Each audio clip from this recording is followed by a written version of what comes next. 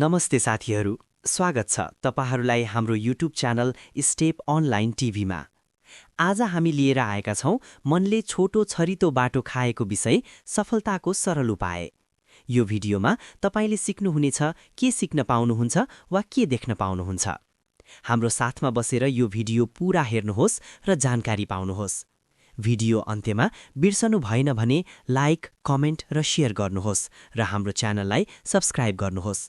तपाईको सहयोगले नै हामीलाई अरू राम्रा भिडियोहरू बनाउन प्रेरणा मिल्नेछौं। मनले खाएको विषय सफलताको छोटो छरितो बाटो। एकपटक एउटा अद्भुत प्रतिस्पर्धा भयो जसमा थलचर, जलचर र नभोचर सबै प्राणीले भाग लिएका थिए। स्थलको प्रतिस्पर्धामा सबै प्राणीले कुद्नु, जसमा चितुवा सबैलाई पछाडि पारेर प्रथम भयो। यस प्रतियोगितामा पक्षीहरू समेत निकै पछि परे। माछाको कुरा गर्दा सबभन्दा पछाडि उनीहरू नै परे। कतिपय माछा त मरे भने कतिपय ज्यान जोगाउन पानीमै फर्के। जे होस्, माछाहरू नै सबभन्दा चुत्था निस्किए। त्यसपछि जलमा हुने प्रतियोगिताको पालो आयो। यस प्रतियोगितामा भने थलमा सबभन्दा चुत्या भएको माछाले प्रथम पुरस्कार कुम्ल्याउन सफल भयो। पौडी खेल्न नजानेका कतिपय पंक्षीहरू पानीमै मरे भने कतिपय भागे। चितुवा जस्ता जमिनमा प्रथम पुरस्कार पाउनेले समेत मुस्किलले ज्यानसम्म जोगाए। अन्तिम प्रतियोगिता आकाशमाथि थियो। जलमा सबभन्दा क्षीणहीन देखिएका चराहु यस प्रतियोगितामा प्रथम भए। गौर गर्नुस्, एउटा क्षेत्रमा असफल हुने प्राणी अर्कोमा प्रथम समेत हुँदो रहेछ। त्यस्तै यसको उल्टो, एउटा क्षेत्रमा सर्वोत्कृष्ट प्राणी अर्को क्षेत्रमा चुत्तोसम्म हुँदो रहेछ। पंक्षीले आकाश पाए ऊ कहिले पछि पर्दैन र माछाले पानी पाए उसलाई अरूले जित्न सक्दैन। तपाईले पनि जीवनमा चुत्थोपना भोगिरहनु भएको हुन सक्छ, तर असफलता तपाईको मूल समस्या होइन। मूल समस्या तपाईले चुन्नु भएको क्षेत्र हो। पंक्षीले असावधानीवश पानीलाई कार्यक्षेत्र बनायो भने ऊ जिन्दगीभर सङ्कटग्रस्त हुनु स्वाभाविक हुन्छ। तर त्यसले आफ्नो गल्तीलाई सच्याई आकाशलाई कार्यक्षेत्र बनायो भने उसको सङ्कट सफलतामा परिणत हुन्छ। स्मरण रहोस्, हिटलरले सानोमा चित्रकारिताको क्षेत्रमा हात हालेका थिए, तर उनी नराम्ररी असफल भए। बारम्बार कोसिसका बावजुद पनि उठ्न सकेका थिएनन्। एक प्रकारले उनी टुटिसकेका थिए। बिस्तारै उनले ठम्म्याएथी कला उनको स्वभावसित मिल्ने विषय होइन। उनले आफ्नो स्वभावसित मिल्ने ठाउँ राजनीतिलाई देखे र राजनीतिमा छिरे। हेर्नुस् कमाल, कला क्षेत्रमा चुत्थो मान्छे राजनीतिको शिखरमा पुग्न सफल भए। त्यस्तै नेपोलियन बोनापार्ट लेखक बन्न चाहन्थे, तर त्यस क्षेत्रबाट उनी कहिले उठ्न सकेनन्। एक समयमा त उनी यति निराश हताश भइसकेका थिए कि सिन नदीमा हाम फाली आत्महत्या समेत गर्न तम्सेका थिए। पछि उनी राजनीतिक क्षेत्रमा लागे। एक क्षेत्रमा कहिले नउठेका मान्छे अर्को क्षेत्र छिरी सम्राटसम्म बन्न सफल भए। त्यस्तै एउटा सानोतिनो जागिर पाउन असफल अमिताभ बच्चन कलाको क्षेत्रमा सुपरस्टार बन्न सफल भए। अथ कोही पनि मान्छे असफल हुनका लागि जन्मेका होइनन्, सबै सफलताका हकदार हुन्। मात्र जन्मजात बोकेर आएको स्वभावसित मेल खाने कार्यक्षेत्र रोज्न सक्नु पर्दछ। यसको जवाफ खोज्नु अघि तलको बुदामाथि गौर गर्नुस्। कुनै पनि क्षेत्रमा सफल हुने मान्छेहरू 12-20 घण्टा दैनिक खटेर काम गर्छन्। सफल हुनेहरू आराम गर्दैनन्, उनीहरू आरामका साथ काम गर्छन्। थोमस एडिसन भन्छन्, मैले एक दिन पनि काम गरिन, जे गर्दै काममाथि मस्ती गर्दै। कुनै पनि क्षेत्रमा सफल हुने मान्छेहरूले प्राय मनोरञ्जन गर्दैनन्।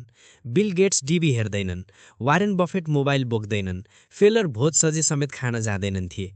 उनीहरू जे गर्छन् त्यसैमा मनोरञ्जन पाउँछन्।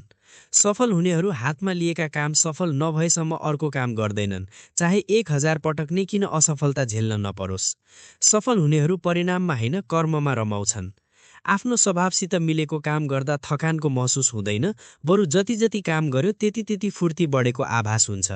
त्यसैले सफल व्यक्तिहरूले सहजै 20 घण्टासम्म काम गर्न सकेका हुन्। आफ्नो जन्मजात गुणसित मिलेको काम गर्दा आनन्दको अनुभूति हुनु स्वाभाविक हो। काममै आनन्द आएपछि अतिरिक्त मनोरञ्जनको आवश्यकता पर्दैन, किनभने मनोरञ्जन पनि आनन्दकै लागि गर्ने हो।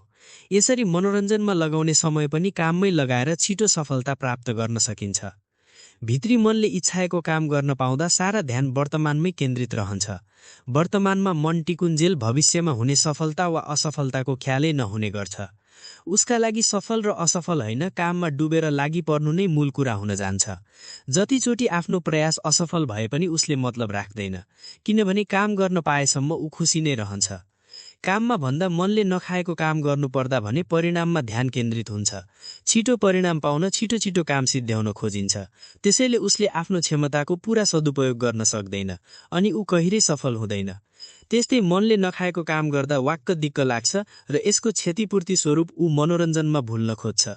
आफ्नो समय काम र मनोरञ्जन दुवैतिर विभाजित भएपछि सफलताको लागि समय कमी भई ऊ असफल। त्यस्तै कर्तव्य बोधले मात्र गरिएका काम बिग्रेमा निकै तनाव हुन्छ, किनभने ऊ काममा होइन परिणाममा केन्द्रित हुन्छ र परिणामै गलत भए उसँग सन्तुष्ट हुने ठाउँ रहँदैन। यस्तो अवस्थामा सफलता हात पार्ने कुरै आउँदैन। आइन्स्टाइनको सोख कल्पना गर्नु थियो। यिनै सोखलाई शिक्षासँग जोडेर उनले ऊर्जाको महानतम रहस्य पत्ता लगाए। डार्विनलाई कुकुर बिरालोसित खेल्ने सोख थियो, त्यसैले उनले सोखलाई नै पढाइको विषय बनाई विकासवादको सिद्धान्त प्रतिपादन गरे। माइकल एन्जलोलाई छेना, मुङ्ग्रा र ढुङ्गासित खेल्ने सोख थियो, उनले पढाइ नै त्यागे र आफ्नो सोखमा रमाएरै अमर कलाकार बने। त्यस्तै पटक पटक एसएलसीमा फेल भएका हरिवंश आचार्यले हाँस्ने हँसाउने आफ्नो सोखलाई नै व्यवसाय बनाउन सफल भए। त्यस्तै उच्च शिक्षाबाट वञ्चित रेखा थापा आफ्नो कलाको सोखमा टेकी सफल कलाकार बनिन्। कामलाई कामको रूपमा होइन, लीला अर्थात् महान खेलको रूपमा खेली खेली गर्न सक्नु पर्दछ।